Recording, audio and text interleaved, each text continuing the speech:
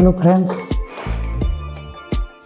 आज हम लोग मिलते हैं civil engineer mister Deepak Kumar ji से और इनसे जानते हैं कि घर के लेआउट करते समय हमें किन किन बातों पर ध्यान देना चाहिए।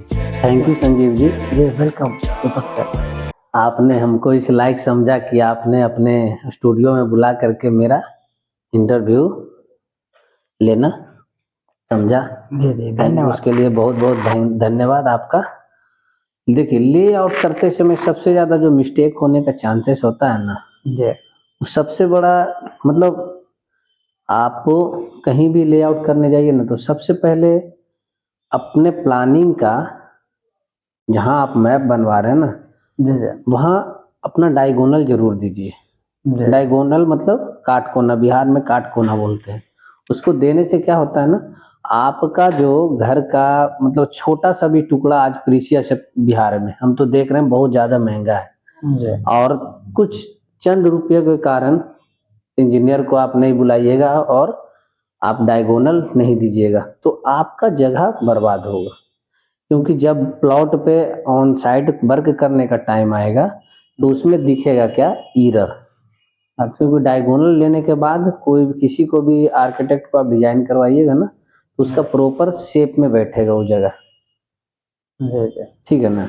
और सबसे इम्पोर्टेंट, जब भी आप डायगोनल लेने मतलब कि ये काम करवाने के बाद अपने प्लॉट पे जब प्लानिंग करवाइए, एग्जीक्यूट कराइए लेआउट का, तो उसमें हमेशा ध्यान रखिएगा अगर बाय द वे सेटबैक का हो, ठीक है ना। अगर बाय द वे हमारा सेटबैक बाउंड्री की तरफ से छोड़ना है, कहीं कहीं से भी हिसाब से छोड़ना है, तो वो सेटबैक आप फ्रंट से ना भंजा करके बैक से आइए, बैक से फ्रंट की तरफ आइएगा। अगर एज्यूम कीजिए कि हमारा सेटबैक पीछे 5 फीट छोड़ना है, ठीक है ना, तो 5 फीट के बाद धीरे धीरे धीरे धीरे धीरे धीरे धीरे धीरे आप आगे आइए, तो हो सकता है आपको 5 फीट 4 इंच मिल जाए। तो आगे का एरिया है 4 इंच एक्स्ट्रा बन रहा है, तो आगे यूज हो जाएगा, ठीक है ना। 2-4 इंची ईरर हो ही जाता है। हमने तो इतना काम किया है कि ईरर होने का चांसेस मैक्सिमम रहता है, भले 4 इंच ना हो, 2 इंच हो, 1 इंच हो, मगर ईरर होगा। वही चीज अगर जनरली क्या करते हैं आदमी, आगे से बैठा करके पीछे की तरफ जाते हैं ना, तो हो सकता है कि पीछे जो एरिया मिलना चाहिए तो आगे 5 फीट तो आपने छोड़ दिया है, और पीछे जाते जाते जाते जाते जाते 5 फीट 4 इंच। अब आप बताइए इसका यूजफुल आपको कौन बेटर लग रहा है, पीछे छूट गया 4 इंच जो आगे छूट रहा है वो, अब बताइए। नहीं, आगे छूटेगा वही। हाँ बस, क्योंकि मैक्सिमम यूजेज जो होता है हम लोग का फ्रंट ही होता है ना। आना जाना, गाड़ी वाड़ी जो भी लगाना, सब 4 इंच भी बहुत काफी एरिया होता है। अगर वही कम हो जाता है ना, तो पिलर आउट हो जाता है, मतलब जो कॉलम बोलते हैं ना, अलाइन करना बंद कर देता है, तल्ली आपका टेढ़ा जाए। एक हम एजम्पशन दे रहे हैं कि आपका जब भी करे तो पीछे के साइड से करे। सेटबैक तो हो गया, सेटबैक का पर्पस यही होता है, प्रॉपर सेटबैक चेक करना चाहिए। अगर इंजीनियर कोई जाता है आपके साइट पे, जो as for drawing proper setback मिलना चाहिए उसको, 2-4 इंच मिले तो आगे के साइड ही छोड़े वो।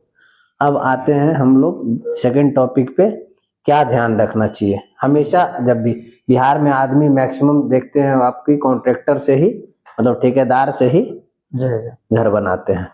ठेकेदार से बनाने, देखिए वो मैक्सिमम ठेकेदार, जब भी आपका अगर बाय द वे एज्यूम कीजिए 50 बाई 60 फीट का प्लॉट है आपका, 50 फीट बाई 60 फीट का। अब उसमें भी आप सोचिए कि आप जब भी सूता खींचेगा तो खींचेगा 3-4 का गुनिया देख लेगा 5। अभी जहां तक 50 फीट बाई 60 फीट का प्लॉट है, तो 3-4 फीट का गुनिया आप देखिएगा तो आगे जाकर के तो टेढ़ा होगा ही होगा। भले आपका 3 और 4 में मिल जाए 5 इंची, है ना, या तो फीट में ले लीजिए, इंच में ले लीजिए, मीटर में ले लीजिए, मगर जैसे जैसे वो आगे जाएगा, क्योंकि सूता है, सूता तो थोड़ा अपने पोजीशन से डिफ्लेक्ट करेगा ही करेगा, तो आगे जा करके आपका गुनिया नहीं मिलेगा। तो जब भी लीजिए आप मैक्सिमम एरिया का गुनिया लीजिए, ना कि छोटा एरिया का। छोटा एरिया का लीजिएगा तो आपका वो गलत ही होगा, जान लीजिए।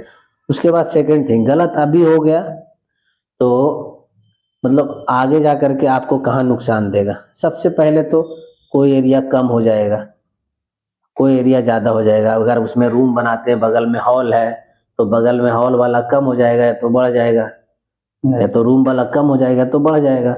और उसके बाद जब आप टाइल्स लगवाइएगा ना अपने घर में, तो जी वो चीज एकदम ओपनली दिखेगा। कोई भी आदमी आकर के बता सकता है कि गुनिया यहाँ नहीं पे बैठा है यहाँ, ठीक है ना। घर की खूबसूरती को समाप्त कर हाँ, देगा। समाप्त कर देगा। जी तो इस चीज का हमेशा ध्यान रखना चाहिए, जब भी लेआउट करवाएं तो प्रॉपर बड़ा गुनिया से ही करवाएं, ना कि छोटा गुनिया से। और अगर पॉसिबल हो तो इंजीनियर को भी प्रोवाइड करवा लें। और बताइए, और कोई क्वेश्चन? जी ये हम बोल रहे थे कि सर ये तो हम ये बेसिक के इंफॉर्मेशन चाह रहे थे कि लेआउट करते समय हमें किन किन सामग्री की आवश्यकता पड़ेगी। देखिए, लेआउट करने समय आपको सूता चाहिए, शाहुल चाहिए, खूटा चाहिए, जिसको खूटा बोलते हैं ना, जी, जिसको जी, गाड़ते हैं बांस पाइल का। करने के लिए। हाँ, जी चूना चाहिए, जी चाइनीज कांटी चाहिए, जी पेंट चाहिए, ब्रश चाहिए। जी जी इतना सामग्री आपको चाहिए ही चाहिए। जी जी